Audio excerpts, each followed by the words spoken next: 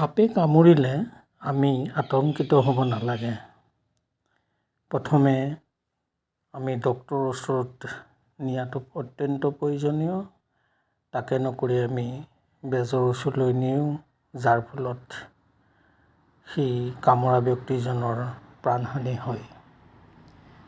সৰ্প বিশেষজ্ঞ ডাক্তৰ সুৰজিৎ গিৰিৰ ব্যাখ্যাৰ হাত ধৰি আপোনালোকক জনাব বিচাৰোঁ যে সাপে মানুহৰ আয়ুস নিৰ্ধাৰণ কৰে।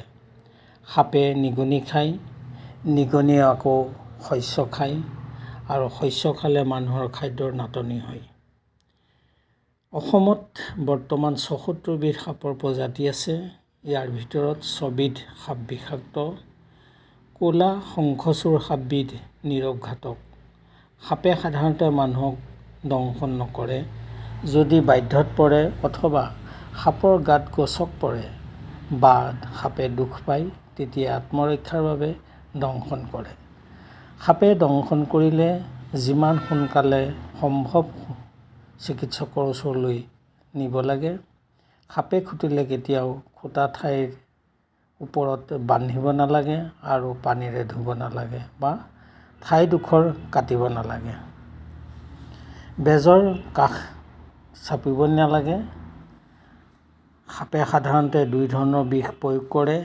এবিধ কম মাৰাত্মক আৰু এবিধ হ'ল মাৰাত্মক। কম মাৰাত্মক বিষ প্ৰয়োগ কৰিলে মানুহজনক বেজে ভাল কৰা দেখা যায়, কিন্তু মাৰাত্মক বিষ প্ৰয়োগ কৰিলে বেজে ভাল কৰিব নোৱাৰে। ল'ব লগা সাৱধানতা হ'ল যে সাপে খাদ্যৰ সন্ধানত নিগনিজাতীয় খাদ্য বিচাৰি ফুৰে।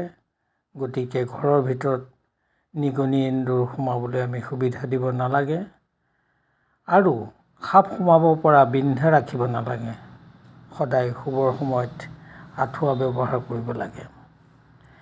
যে সাপে কামুৰিলে আমি তৎক্ষণাত ইতিমধ্যে কোৱা হৈছে যে ডক্তৰৰ ওচৰলৈ নিব লাগে। আচলতে সাপে কামোৰা ব্যক্তিজনক আমি ক'ব লাগে যে ভয় কৰিব নালাগে, সেইটো বিষ নোহোৱা সাপে খুটিছে, কোনো চিন্তা কৰিব নালাগে। গতিকে সেই মানুহজনক আমি কেতিয়াও লৰচৰ কৰিব নালাগে। তেওঁক প্ৰয়োজন সাপেক্ষে হুইল চেয়াৰত বহুৱাই নিব লাগে। গতিকে আমি তেওঁক যদি খোজ কঢ়াই দিওঁ তেতিয়াহ'লে বিষটো সোনকালে বিয়পি পৰে।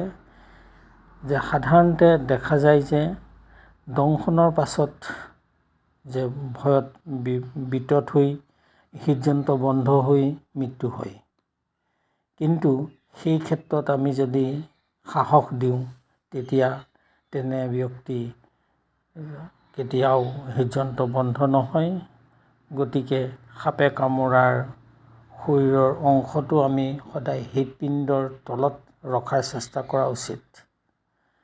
আৰু আতংকিত হোৱাৰ লগে লগে ৰক্তচাপ বৃদ্ধি হয় আৰু বৃদ্ধি হৈ বিষ সোনকালে বিয়পি পৰে। গতিকে আমি সকলো সাৱধান হোৱা উচিত। সময়তে তেনে ঘটনা ঘটিলে আমি ডক্তৰৰ ওচৰত ৰোগীক লৈ যোৱাৰ ব্যৱস্থা কৰিব লাগে। ধন্যবাদ।